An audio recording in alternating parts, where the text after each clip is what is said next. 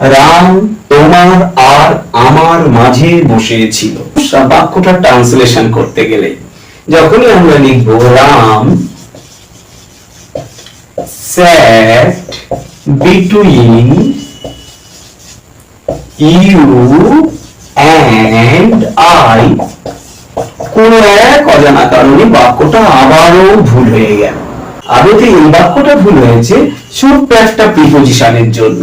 এই যে বিটুইন দেখতে পাওয়া যাচ্ছে, আমাদের মাথায় রাখা দরকার কোন প্রিপোজিশনের পরে আমরা প্রোনাউনের যে কোনো ফর্ম ইউজ করতে পারি না। তাহলে ব্যবহার করতে হবে কোনটা? মনে রাখবে, প্রোনাউনকে সবসময় অবজেক্টিভ ফর্মে প্রিপোজিশনের পরেই ব্যবহার করা যাবে। যদি প্রিপোজিশন থেকে থাকে, প্রোনাউনটাকে অবজেক্টিভ ফর্মে চেঞ্জ করব, তারপরেই ব্যবহার করব।